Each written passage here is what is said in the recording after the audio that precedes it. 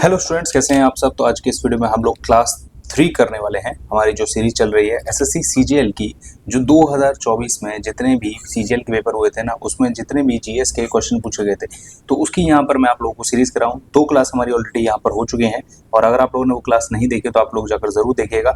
ये आज की तीसरी क्लास होने वाली है, जिसमें हम लोग सॉल्व करने वाले हैं 9 तारीख का जो थर्ड शिफ्ट का था ना, उस पेपर को सॉल्व करने वाले हैं। तो उम्मीद करता हूँ आप लोगों ने पहली और दूसरी क्लास देखी होंगी और आप लोगों को मजा आया होगा। तो विदाउट टाइम वेस्ट करें, लेट्स थर्ड क्लास स्टार्ट करते हैं। चलो, तो देखो पहला क्वेश्चन पूछा गया, who among the following devised the system of subsidiary alliance. Subsidiary alliance इसका मतलब होता है, अगर मैं आप लोगों को हिंदी में बताऊं तो सहायक संधि। इसका मतलब ये है, क्वेश्चन ये पूछ रहा है कि इनमें से किसने सहायक संधि की शुरुआत की थी। तो देखो ये की थी लॉर्ड वेलेजली ने। लॉर्ड वेलेजली ने। अब आखिरकार ये सहायक संधि होती क्या है? तो देखो था क्या ना कि जो जब मतलब ईस्ट इंडिया कंपनी भारत में ही, तो धीरे धीरे करके वो ना साम्राज्य का विस्तार करती चली गई, और साथ साथ उन्हें ये डर भी था कि और भी कई सारी जो विदेशी जो लोग थे भारत में, जैसे फ्रांसीसी थे, ठीक है, और इसके अलावा डच थे, तो वो लोग भी भारत में अपना इन्फ्लुएंस बढ़ा रहे थे। तो जिसको वो नहीं चाहते थे, अंग्रेज जो मतलब जो ईस्ट इंडिया कंपनी थी, वो नहीं चाहती थी कि इन लोगों का इन्फ्लुएंस बढ़े। तो इससे पहले फ्रांसीसी जो एक गवर्नर था, डुप्ले, आप लोगों ने नाम सुना होगा शायद, ठीक है ना। डुप्ले जो था ना, एक सेकंड, कैसे लिखते हैं यार, डुप्ले, ठीक है। तो डुप्ले जो था ना, उसने भी सहायक संधि की शुरुआत की थी। अब सहायक संधि क्या होती है वो जानते हैं। देखो सहायक संधि ऐसी होती है कि जैसे मान लो कोई एक भारत में मतलब एक यूपी का एक राज्य है, ठीक है ना। अब वो कहे एमपी से कि एक काम करो, तुम ना अपनी मतलब मेरे साथ सहायक संधि कर लो, और तुम्हारे ऊपर कोई भी अगर संकट विपत्ति सहायता कुछ मतलब सॉरी संकट विपत्ति आएगी तो मैं तुम्हारी सहायता करूंगा। सेम ऐसे होता था। तो ब्रिटिश ईस्ट इंडिया कंपनी ने क्या कहा, बहुत सारे भारत में जो रियासतें थी उनके साथ सहायक संधि करते हुए उन्होंने ये कहा कि देखो, आपको कुछ भी करने की जरूरत नहीं है, मतलब आपको सेना रखने की जरूरत नहीं है, आपको बाहरी किसी भी मतलब हम मतलब कोई भी मतलब और जो विदेशी यहाँ पर काम कर रहे हैं या कोई भी है, उनसे डरने की जरूरत नहीं है। आप पर कोई भी हमला करेगा तो उसका जवाब हम देंगे। आपको सेना रखने की जरूरत नहीं है, आपको अपना एडमिनिस्ट्रेशन चुपचाप आप चलाइए, बाकी सब काम आपके हम देख लेंगे। तो ये थी सहायक संधि। तो लॉर्ड वेलेजली ने ये संधि शुरुआत की थी, और बहुत सारे मतलब सबसे पहले अगर मैं बात करूँ तो हैदराबाद में जो निजाम थे ना, उन्होंने ये संधि को स्वीकार किया था। तो हो सकता है कि इस बार आप लोगों से क्वेश्चन पूछ ले जाए कि किसने सहायक संधि को सबसे पहले स्वीकार किया था, तो वो किया था हैदराबाद के निजाम ने। कब? तो ये क्या था 1798। आजकल एसएससी का भरोसा नहीं, हो सकता है डेट भी आप लोगों से पूछ ले, ठीक है।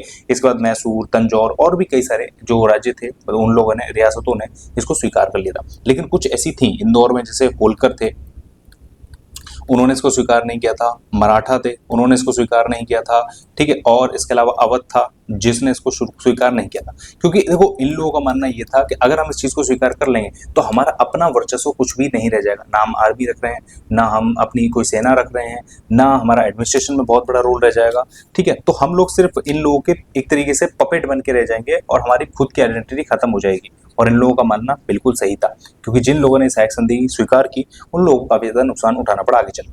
क्लियर है? अच्छा, इसने स्वीकार की थी। अब खत्म किसने की? तो देखो लॉर्ड डलहौजी ने इसको खत्म किया था, और इसने इससे भी ज्यादा खतरनाक नीति अपनाई थी उसके बाद, जिसको बोला गया था डॉक्ट्रिन एंड लैप्स। डॉक्ट्रिन, ठीक है, डॉक्ट्रिन ऑफ लैप्स, यानी कि हड़प की नीति। तो ये तो मतलब ये तब भी सहायक संधि करते थे, मतलब कुछ ना कुछ वैल्यूज रहती थी। ये तो सीधे रियासतों को हड़प लेते थे कि मतलब आप जो है ना, आप योग्य नहीं लग रहे हैं, आपकी रियासत हमारी होगी। आपके कोई अपना खुद का पुत्र नहीं है तो वो रियासत हमारी होगी। तो इस तरीके से इसने बहुत सारी रियासतें हड़पी थी, जैसे सतारा है, जैतपुर है, संबलपुर है, झांसी है, तो बहुत सारी हड़पी थी, ठीक है। भारत में जो रेलवे सिस्टम की शुरुआत हुई थी ना, वो भी लॉर्ड डलहौजी ने ही करवाई थी, ठीक है। 1853 में पहली बार भारत में रेलवे चली थी, जो बंबई से थाने की तरफ चली थी। तो ये सबसे पहली रेलवे भी यही चली थी, और डाक टिकट की शुरुआत भी इन्होंने ही की थी, मतलब लॉर्ड डलहौजी ने ही की थी, ठीक है। अच्छा, कैनिन के बारे में अगर हम बात करें तो कैनिन किस लिए फेमस है भारत में? आप लोगों में से किसी को पता है तो आप लोग नीचे कमेंट में बताओ। देखो आप लोग भी ना साथ दिया करो, देखो कमेंट करके बताया करो। तो देखो ये था अंतिम गवर्नर जनरल और प्रथम वायसराय था। देखो 1857 का जब क्रांति हुई थी ना, तो उसमें क्या हुआ था कि मतलब उसके बाद ना एक एक्ट पास किया गया था। एक क्या हो रहा है ऐसे, एक एक्ट पास किया गया था क्या था वो गवर्नमेंट ऑफ इंडिया एक्ट 1858, जिसके तहत जो एक तरीके से जो ब्रिटिश ईस्ट इंडिया कंपनी के पास जो पावर थी ना उनको खत्म कर दिया गया और फिर वहां पर राजा रानी का राज यहाँ पर लागू कर दिया गया। मतलब अब सीधे ये जो शासन है ना भारत का वो ब्रिटिशर्स के हाथ में आ गया था, मतलब ब्रिटिश गवर्नमेंट के हाथ में आ गया था, जो राजा रानी है उन लोगों के हाथ में आ गया था और ईस्ट इंडिया कंपनी को यहाँ से हटा दिया गया था। तो ऐसा करके, तो उससे पहले भारत में क्या होता था, गवर्नर जनरल हुआ करते थे, तो गवर्नर जनरल का पद खत्म कर दिया गया और उसके बाद यहाँ पर भारत में वॉइसराय का पद लाया गया, जिसमें पहले जो वॉइसराय थे ना वो थे लॉर्ड कैनन थे पहले वॉइसराय, और अंतिम थे लॉर्ड माउंटबेटन। क्लियर है।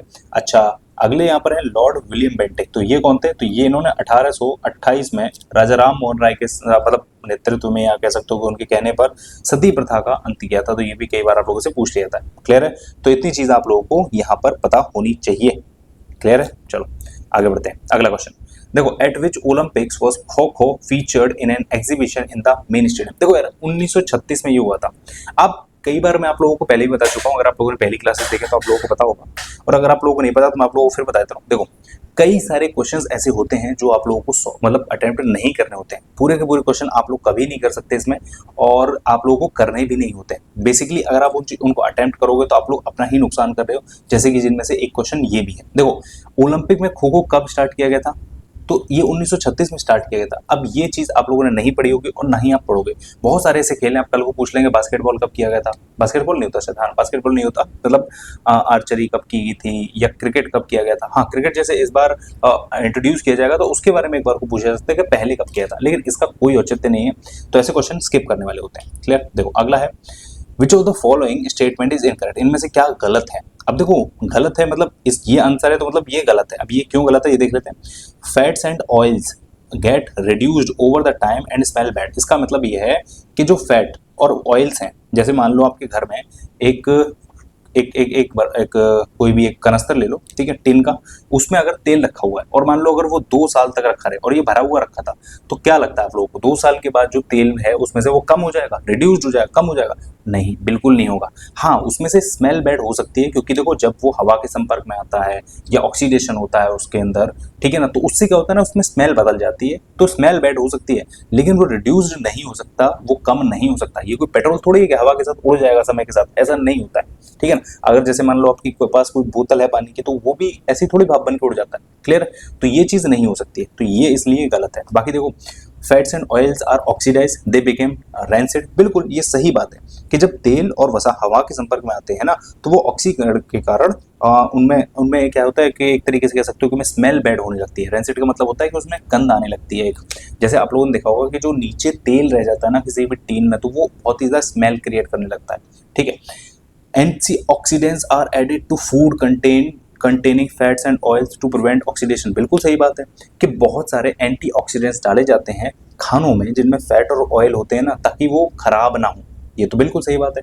और chips manufacturing usually flush bags of chips with nitrogen to prevent the chips from getting rancid. बिल्कुल सही बात है। जैसे आप लोग कभी भी कोई चिप्स खरीदे, जैसे अंकल चिप्स आती हैं, लेस की आती हैं, और भी कई सारी आती हैं, तो वो सारे ना फूले हुए रहते हैं, तो उनमें नाइट्रोजन की गैस भरी जाती है ताकि जो अंदर जो मटेरियल है जैसे चिप्स हैं तो वो खराब ना हो। तो ये बिल्कुल सही बात है, तो इसीलिए ये वाला गलत है, तो इसीलिए ये वाला आंसर हो जाएगा। अच्छा आगे बढ़ते हैं। Hot local wind that flows from north over north India in summer is known as. देखो ऐसा क्वेश्चन कल भी किया था हमने, जहां पूछा गया था कि लू भारत में कहां पर चलती है, मतलब नॉर्थ वेस्ट में, ईस्ट में और साउथ में।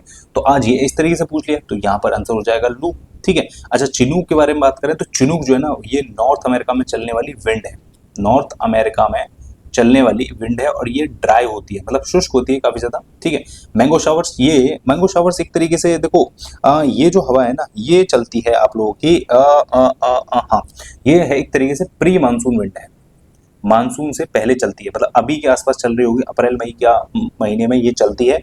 और ये क्या होती है कि मतलब ये ज्यादातर मतलब भारत के साउथ में चलती है, केरल की साइड आप लोगों को ज्यादातर देखने को मिलेगी, केरल और कर्नाटक के साइड में देखने को मिलेगी।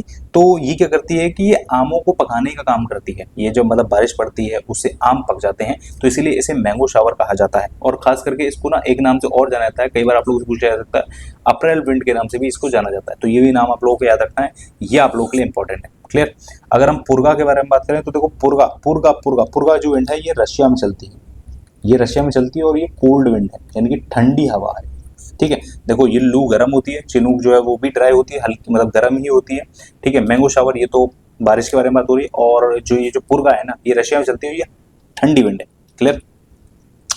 नावखाई ये स्टेट फेस्टिवल कहाँ का है? तो ये फेस्टिवल उड़ीसा का है, और उड़ीसा में भी खास करके ये जो पश्चिम उड़ीसा है ना, एक सेकंड यार,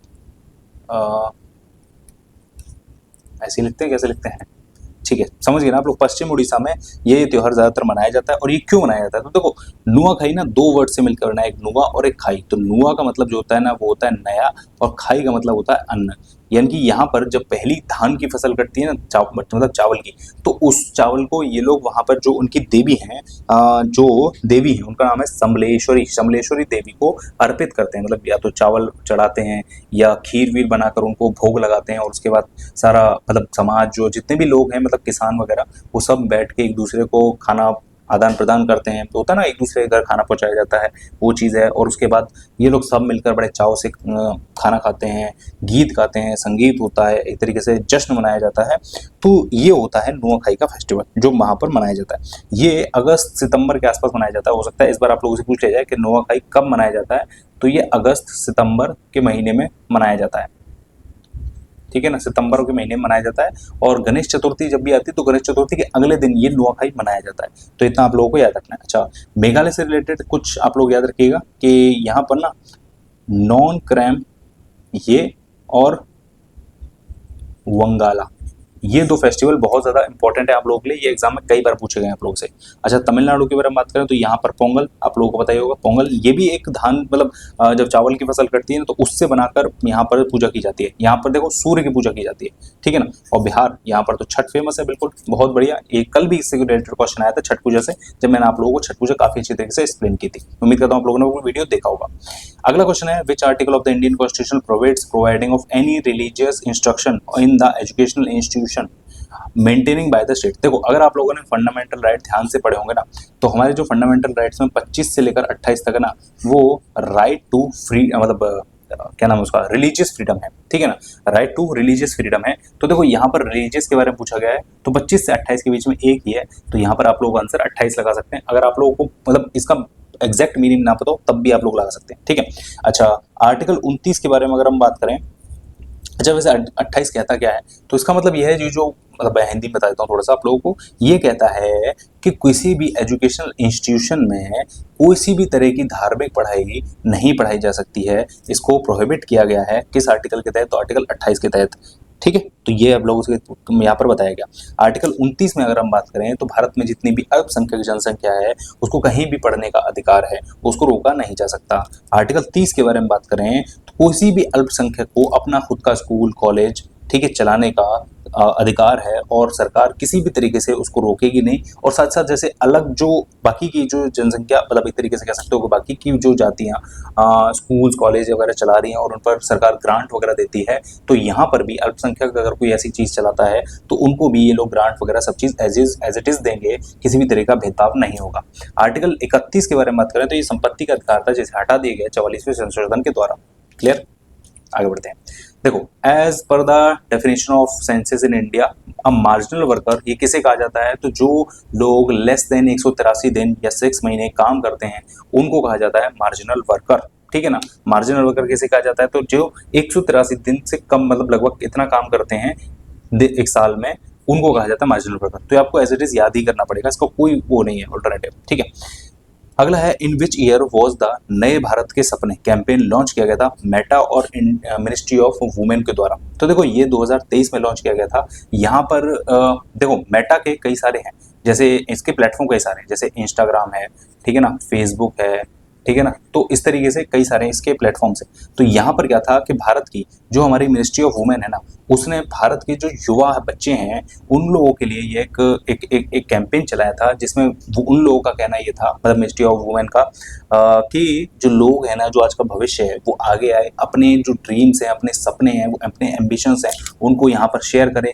और सोशल मीडिया पर जैसे इंस्टाग्राम हुआ, फेसबुक हुआ, यहाँ पर रील वील बनाए, ठीक, कंटेंट बनाए, और कंटेंट बनाकर बताए कि आखिरकार मतलब वो क्या करना चाहते हैं, और इस तरीके से चीज़ें, उनके दिमाग में क्या एम्बिशंस हैं, ये सारी चीज़ें उनको बताने के लिए बताया गया था। ठीक है। इसको एक और नाम से जाना गया था, जिसका नाम है अमृत जनरेशन मूवमेंट। ठीक है, तो ये इस नाम से भी जाना गया था, मतलब इस नाम से भी कैंपेन को जाना गया था। तो उम्मीद करता हूँ ये चीज़ आप लोगों को पता चल गई होगी। ठीक है, आगे बढ़ते हैं।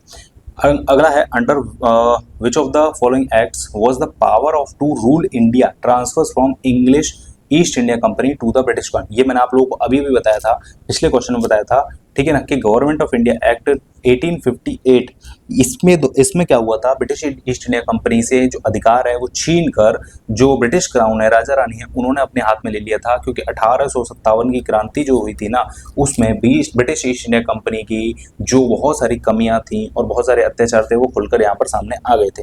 क्लियर है। अच्छा, अगर हम बात करें बाकियों की, तो देखो 1773 के बारे में बात करें, रेगुलेटिंग एक्ट जो था ना, ये था कि जो बंगाल का गवर्नर है ना उसको, देखो पहले क्या होता था ना कि भारत में अलग अलग रियासतें थी, तो ब्रिटिशर्स ने, ईस्ट इंडिया कंपनी ने अलग अलग जगह पे अपना गवर्नर जनरल बिठा के रख दिया था। और काफी ज्यादा, पर उनसे ना काफी ज्यादा मतभेद होता था कि मतलब ये उसकी बात नहीं सुन रहा है, वो उसकी बात नहीं सुन रहा है, कम्युनिकेट नहीं हो पा रहा है, अच्छी तरीके से कलेक्शन नहीं हो पा रहा है। और सबसे ज्यादा जो था ना, जो गवर्नर बंगाल का जो गवर्नर था वो सबसे ज्यादा रेवेन्यू जनरेट करके देता था, तो ज्यादातर उसकी बात मानी जाती थी। तो यहाँ पर एक रेगुलेटिंग एक्ट पास किया गया था ब्रिटिश पार्लियामेंट के द्वारा, जिसमें जो बंगाल का गवर्नर जनरल था, बंगाल का जो जनरल था उसको गवर्नर जनरल बना, सॉरी, बंगाल का जो गवर्नर था ना उसको गवर्नर जनरल बना दिया गया कि अब आप हेड हो और हम आपसे बात करेंगे और आप ही पूरा, मतलब सब जगह से राजस्व कलेक्ट करके आप हमें भेज दिया करो। पहले क्या होता था कि जो वहाँ के पार्लियामेंट है, मतलब वहाँ के जो लोग हैं वो एक एक से मिलकर बात करें, कभी बंगाल के से, मद्रास के से, कभी बम्बई से, तो इन सबको मिलाकर एक जगह एक हेड बना दिया गया कि भाई बंगाल का गवर्नर जनरल जो है ना वो सबसे बात करेगा, सबसे पैसा लेगा, सबके लिए गाइडलाइंस बनाएगा, सब चीज़ करेगा, और उसके बाद हम उससे डील करके सारी चीज़ें क्लियर कर लेंगे। क्लियर है। तो ये हो गया 1773 का एक्ट। अच्छा, 1784 का जो एक्ट था ना, इसमें क्या किया गया था कि ब्रिटिश सरकार द्वारा ईस्ट इंडिया कंपनी पर जो एक तरीके से नियंत्रण बहुत ज्यादा हो रहा था, तो उनको कम करने के लिए यहाँ पर इन्होंने अपने कुछ लोग जो है वो यहाँ पर इंट्रोड्यूस किए थे कि अब आप क्या करोगे कि मतलब बहुत ज्यादा आप जो है ना वो राजनीतिक जो कारण है, राजनीतिक जो एक तरीके से जो पॉलिसीज वगैरह बनानी है ना, वो जो काम है ना वो ब्रिटिश गवर्नमेंट ने अपने हाथ में ले लिया था। बाकी देखो ट्रेड वगैरह ये सब चीजें यही कंपनी करती रहेगी, ब्रिटिश ईस्ट इंडिया कंपनी, लेकिन बाकी चीजें जो है ना वो ब्रिटिश गवर्नमेंट ने अपने हाथ में ले ली थी। क्लियर है। अच्छा, और कौन सा बच गया, 1833 चार्टर्ड एक्ट 1833 में क्या हुआ था कि जो बंगाल का ये जो गवर्नर जनरल था यहाँ पर जो बनाया गया था ना, उसको भारत का गवर्नर जनरल बना दिया गया। अब मतलब वो पूरे भारत का गवर्नर जनरल है। क्लियर। तो इतना आप लोगों को पता होना चाहिए। ठीक है, आगे बढ़ते हैं। विच of the following is an inactivated polio vaccine developed in 1952। देखो ये भी एक ऐसा क्वेश्चन है जो अगर आप लोगों ने पढ़ा है, आप लोगों को पता है, तो आप लोग लगा सकते हो, वरना आप लोग इसको छोड़ दोगे, बहुत सारे लोग छोड़ देंगे। ठीक है, देखो ये है साल्क वैक्सीन, ये है साल्क वैक्सीन। अच्छा, इमवेनेक्स वैक्सीन, इमवेनेक्स वैक्सीन ये किस लिए होती है, तो ये स्मॉल पॉक्स से बचाव के लिए होती है। स्मॉल पॉक्स एक बीमारी होती है इसमें दाने दाने दाने दाने दाने हो जाते हैं शरीर पर, ये उससे बचाव के लिए होती है। एसजीसीवी वैक्सीन ये किस काम में आती है, तो ये रेबीज के काम में आती है, कुत्ता काटने से होता है ना, ये उसके लिए वैक्सीन है। अच्छा, टैब वैक्सीन किसके लिए होती है, तो ये होती है टाइफाइड के लिए। ठीक है, ये टाइफाइड से बचाने के लिए लगाई जाती है। तो ये वैक्सीन के बारे में आप लोगों को पता चलेगा। आप लोगों के लिए मैं छोटा सा होमवर्क देता हूँ, आप लोगों को बताना है कि आखिरकार जो पोलियो की वैक्सीन है, ये जो साल्क वैक्सीन है, इसको किसने खोजा था, आप लोगों को उसका नाम बताना। क्लियर। तो आप लोग कमेंट करके जरूर बताएगा। आगे बढ़ते हैं।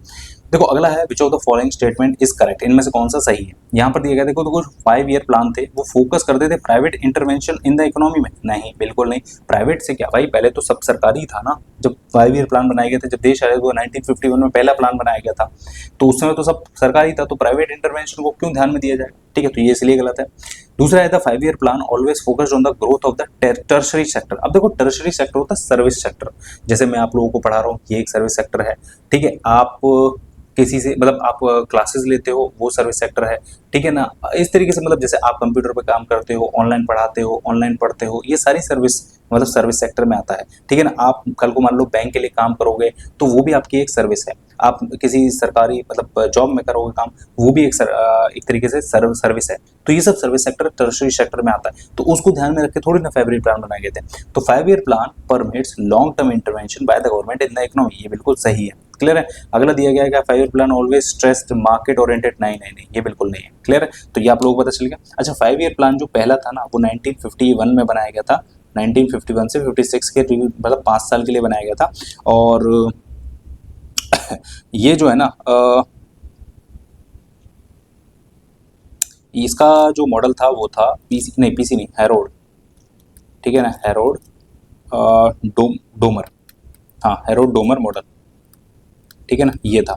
ठीक है, इसकी जो ग्रोथ रेट थी ना स्टार्टिंग में वो थी 2.1% रखी गई थी, लेकिन 3.6% यहाँ पर अचीव कर ली गई थी। तो इतना बढ़िया चला था ये, ठीक है ना। टोटल जो है ना वो 12 प्लान आए थे, जो लास्ट वाला था ना वो 2012 से लेकर 2017 तक था, लेकिन बीच में मोदी जी आ गए 2014 में और उन्होंने इसको खत्म करके यहाँ पर अब फिर ला दिया इन्होंने नीति आयोग। ठीक है, तो इतनी चीजें आप लोगों को पता होना चाहिए। क्लियर, आगे बढ़ते हैं। What is the length of Indian railway network according to the railway yearbook 2019-20? तो यह है 67,956 किलोमीटर। ये भी आप लोगों को याद रखना पड़ेगा, इसका कोई अल्टरनेटिव नहीं है। ठीक है ना, अगर आप लोगों को एग्जैक्ट पता है तो आप लगा सकते हैं, वरना तुक्का मार के यहाँ पर गलती आप कर सकते हैं, तो इसका कोई उपाय नहीं है। क्लियर, आगे बढ़ते हैं। इन प्रधानमंत्री ग्राम आवास योजना, देखो इसको ना पहले इंदिरा आवास योजना के नाम से जाना जाता था, इंदिरा आवास योजना के नाम से जाना जाता था, और 2016 में इसका नाम बदलकर मोदी जी ने रख दिया प्रधानमंत्री ग्राम आवास योजना। इसके तहत होता क्या है कि ग्रामीण मतलब ग्रामीण लोगों में, और जो लोग बिलो पॉवर्टी लाइन है और जो लोग घर अफोर्ड नहीं कर सकते, तो उन लोगों के लिए यहाँ पर सरकार पैसा देती है कि आप अपना घर बना सकते हो। और यहाँ पर जो सवाल पूछा गया ना वो पूछा गया शेयर, कि उसमें सेंट्रल गवर्नमेंट और स्टेट गवर्नमेंट का कितनी भागीदारी होती है, तो वो 60-40% की होती है। क्लियर है आप लोगों को? कोई डाउट हो तो आप लोग कमेंट में पूछ सकते हैं। ठीक है, चलो अगला है पत्थीकरम, शिलापत्थीकरम, जिसको बोला जाता है द ज्वेल्ड एंकल, यानी कि एक पायल बोला जाता है, पायल है ना। The earliest epic poem in Tamil was written in the 5th से 6th सेंचुरी सीई बाय, तो ये लिखी थी देखो यांगो एडिगल, यांगो एडिगल। ठीक है, देखो ये भी एक ऐसा क्वेश्चन है जिसको आपको छोड़ना ही पड़ेगा, मतलब अगर आप लोगों ने ये वाला पढ़ रखा है तो आप लोग आता हो कि बेसिकली देखो क्वेश्चंस कुछ ऐसे होते हैं ना जो बिल्कुल ही आउट ऑफ द बॉक्स होते हैं, मतलब इनके बारे में बेसिकली बहुत ज्यादा चीजें नहीं दी होती हैं और बहुत ज्यादा पढ़ा भी नहीं जाता है, तो इसलिए ये कुछ क्वेश्चन ऐसे होते हैं इनको छोड़ा ही जाना पड़ता है। ठीक है ना, बाकी देखो तोल का पेयर शायद आप लोगों ने सुना होगा, क्योंकि तमिल का एक बहुत ही अच्छा काव्य है, तो तोल का पेयर ये उन्होंने लिखा था, ये उसके लेखक है तोल का पेयर। क्लियर है, ओके। अच्छा, बाकी के बारे में बात करें तो इन्होंने जो है वो एक काव्य था वो लिखा था मणि मेखला। ठीक है ना, तो कई बार अगली बार हो सकता है ये पूछ लिया जाए। ठीक है, अच्छा, और ये जो थे ना तिरुमलई सई अलवर, तो ये एक भक्ति आंदोलन जो थे ना, भक्ति आंदोलन हुए थे उसमें ये संत थे। ठीक है ना, तो ये वैसे है। विच of the following is the largest crucial plate on earth with an area of over इतना कितना है 10 करोड़। ठीक है ना, 10 करोड़ ओके, और 30 लाख किलोमीटर स्क्वायर, इतनी बड़ी एक प्लेट है। ठीक है ना, ये है पैसिफिक प्लेट। देखो ये मैं आपको बताता हूँ, ये है पैसिफिक प्लेट। अच्छा, प्लेट्स क्या होती है, तो देखो जो एक तरीके से कह सकते हैं कि हम लोग ये ना टेक्टोनिक प्लेट्स हैं जिन पर पूरा का पूरा बेसिक स्ट्रक्चर टिका हुआ है पृथ्वी का। ठीक है, तो यहाँ पर जैसे जैसे ये एरिया देख रहे हैं आप लोग, ये एरिया इतना बड़ा एरिया है, यहाँ पर ये सबसे बड़ी है, क्योंकि देखो पैसिफिक का जो ओशन है ना वो भी सबसे बड़ा है, और उसमें एक प्लेट है। प्लेट इन द सेंस कि एक तरीके से ये नीचे ना क्या कहते हैं उसे, चट्टान है, चट्टान है। ठीक है ना, और जिसके अंदर लावा वगैरह रहता है, सब चीज रहती है, और वो समय समय पर ना एक दूसरे के ऊपर दबाव बनाती रहती है। जैसे ये वाली जो प्लेट है वो इससे टकराती रहती है, ये वाली प्लेट इससे टकराती रहती है, ये वाली इसको धक्का देती है, ये वाली इसको धक्का देती है, और जब ये आपस में धक्का देती है ना तो एक प्लेट दूसरी प्लेट के कई बार ऊपर चढ़ जाती है ऐसे करके। ठीक है ना, और कई बार ये नीचे धस जाती है, तो इसी से भूकंप आते हैं।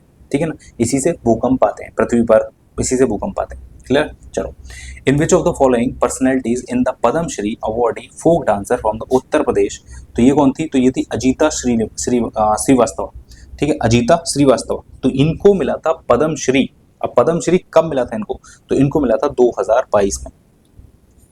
ठीक है ना, 2022 में मिला था, 2024 में पूछा जा रहा है पद्मश्री का। सोचो पद्मश्री इतने सारे लोगों को दिया जाता है, मतलब लगभग 2022 में भी अगर मैं बात करूँ तो लगभग 106 लोगों को दिया गया था पद्मश्री, शायद 106 या 108 ऐसे ही मतलब दिया गया था।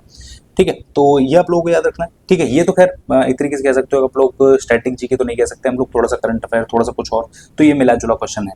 ठीक है, अच्छा, इनको दिया गया था, तो इनको किस लिए दिया गया था, तो यूपी में ना एक फोक डांस है कजरी, कजरी फोक डांस है, तो उसको ये काफ़ी अच्छी तरीके से परफॉर्म कर रही हैं, काफ़ी इसका उन्होंने प्रमोशन किया। ठीक है, लोगों को सिखाया, महत्व बताया। ठीक है, अपनी संस्कृति धरोहर को सजो के रखा, तो उस चीज़ के लिए इन्हें पद्मश्री पुरस्कार से नवाजा गया था। ठीक है, ये उत्तर प्रदेश से बिलोंग करती हैं, और ये जो लोकगीत है ना ये ज़्यादातर जो मिर्ज़ापुर का एरिया है उसके सराउंडिंग जो रीजन है ना वहाँ पर बहुत ज़्यादा प्रचलित है। ठीक है, ईला अरुण, इन्हें आप लोगों ने बहुत सारी हिंदी मूवीज में काम करते हुए देखा होगा, इनके गाने बहुत ज़्यादा फेमस हैं। ठीक है, अगर आप लोग गूगल करेंगे तो आप लोग इनकी फोटो मिल जाएगी, मैंने नहीं लगाई है।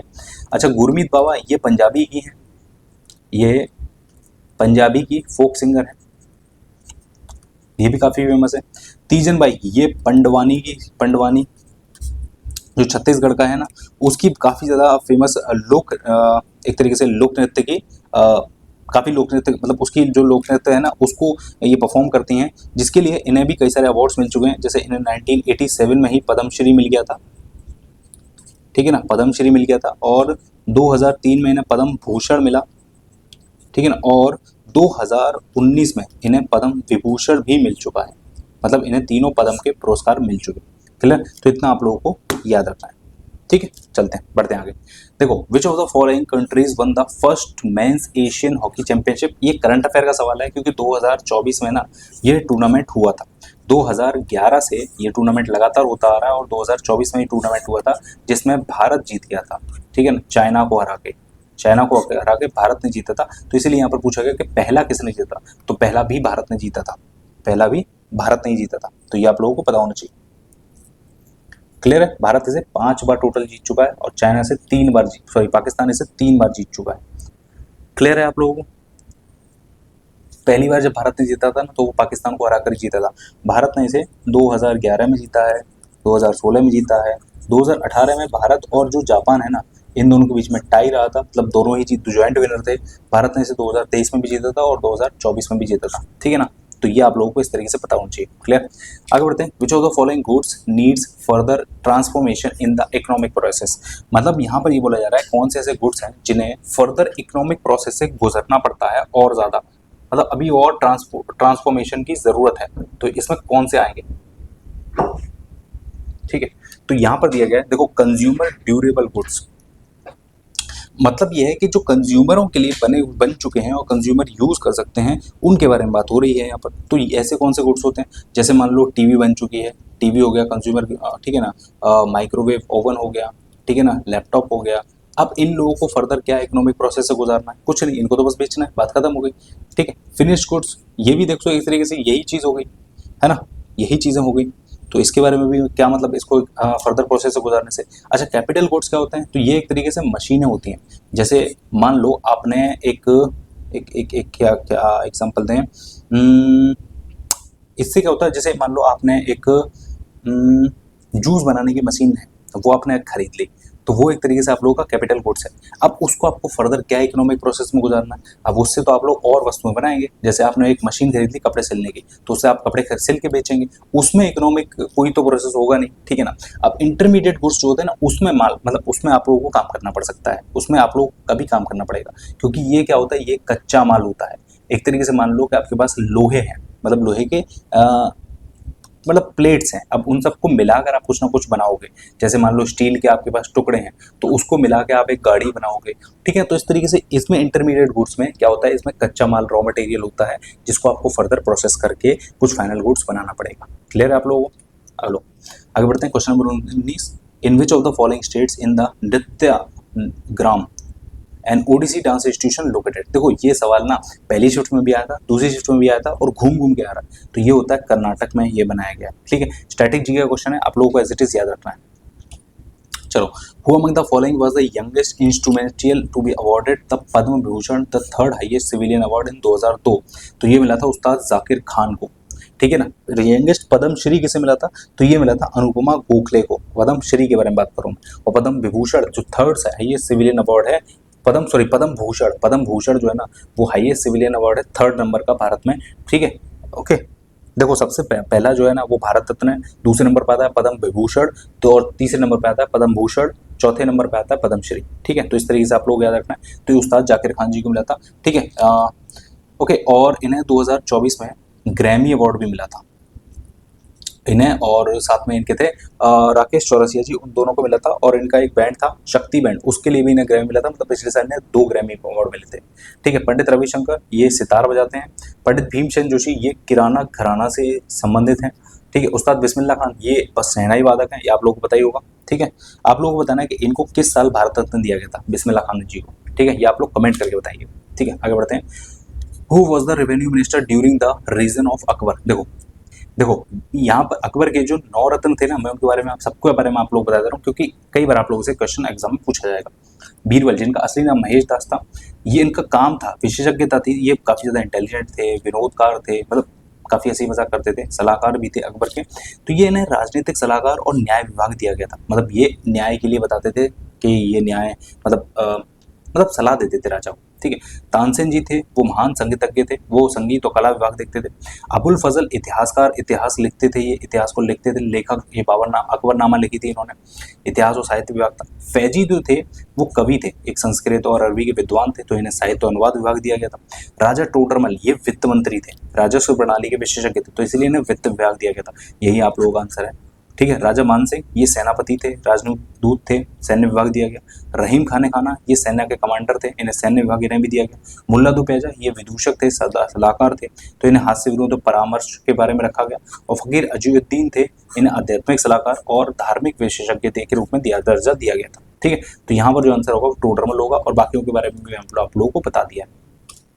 चलो आगे बढ़ते हैं। इनमें से पूछा गया विच of the following institution shows in mitochondria structure details. Mitochondria बताना है, ये है माइटोकॉन्ड्रिया, ये तो कोई दीवार मतलब पैटर्न लग रहा है, बस ये एक दीवार लग रही है, शेल वॉल एक बार कह सकते हैं, ये केमिकल कंपाउंड है, तो यही होगा बस आंसर, आंसर भी होगी। आगे बढ़ते हैं। विच of the following is a straight chain alkaline carboxylic acid with the chemical formula. ये केमिकल फॉर्मूला है और इसमें बताना है कि इनमें से कौन सा फिट बैठता है, मतलब जो इसका नाम है वो बताना है आप लोगों को। तो देखो इसका जो फॉर्मूला होता है ना, पहली बात तो देखो इसका जो फॉर्मूला होता है वो होता है HCOOH, ठीक है। इसका जो फॉर्मूला होता है वो होता है आप लोगों का CH3 CH2 COOH, ठीक है। इसका जो फॉर्मूला होता है वो होता है CH3 COOH, ठीक है। और इसका जो फॉर्मूला होता है बटेरिक एसिड, ठीक है, इफ CH3 CH2 CH2 और COOH, ठीक है ना, ये होता है। अब अगर इनमें अगर केमिकल कार्बन की संख्या देखें तो इसमें 1 होती है, इसमें 2 होती है, इसमें 3 होती है और इसमें 4 होती हैं, ठीक है ना। तो इसके हिसाब से यहाँ पर ये वाला आंसर है ना, ये सटीक बैठता है, ठीक है। क्योंकि देखो ये जो एल्कलाइन कार्बोक्सिल एसिड होता है ना, ठीक है ना, तो इसमें 4 केमिकल कंपाउंड होते हैं, जो कि इसमें तो इसलिए ये आंसर होगा। क्लियर है, आगे बढ़ते हैं। आर्टिकल 77 क्या कहता है इंडियन कॉन्स्टिट्यूशन का, तो ये डील करता है कि conduct of business of the government of India on, ठीक है, आगे लिखा नहीं है इसमें शायद, on the name of president. देखो इसका मतलब ये होता है कि भारत में जितनी भी सरकारी कार्रवाई की जाएंगी वो राष्ट्रपति के नाम पर की जाएंगी, ठीक है। तो ये चीजें होती हैं, okay. Term of the office of the president, इसके लिए आर्टिकल कौन सा होता है आप लोगों को याद आ रहा है, 67 आर्टिकल होता है। एक वाइस प्रेसिडेंट भारत का होगा, 63 आर्टिकल। ओथ यहाँ पर ली जाएगी, वो 69 होती है। और ओथ कौन दिलाता है, तो इन्हें जो ओथ है ना वो प्रेसिडेंट यानी कि राष्ट्रपति ही दिलाते हैं, और इस्तीफा भी राष्ट्रपति ही इनका मंजूर करते हैं, ठीक है। और वाइस प्रेसिडेंट जो है ना वो राज्यसभा का पदेन सभापति होता है, एक्स ऑफिशियो चेयरमैन। अच्छा, अगला है the Muslim women protection of right on marriage act 2019 deal with substance allowance of which of the following section. तो ये सेक्शन 5 है। ये भी एक ऐसा क्वेश्चन है जो आप लोगों को छोड़ना ही पड़ता, ये आप लोगों ने शायद ही पढ़ा होगा और बहुत ही कम लोग उसको पढ़ेंगे, शायद ही ज्यादातर लोग छोड़ ही देंगे, ठीक है। तो ये देखो ये पूरे के पूरे 25 क्वेश्चन इस शिफ्ट के हो चुके हैं। तो उम्मीद करता हूँ ये आप लोगों को वीडियो पसंद आई होगी और ये सीरीज आप लोगों को पसंद आ रही होगी। अगर पसंद आ रही है तो देखो लाइक और शेयर जरूर कर दिया करो, ठीक है। मोटिवेशन मिलता है। Thank you so much for watching, मिलते हैं नेक्स्ट वीडियो में।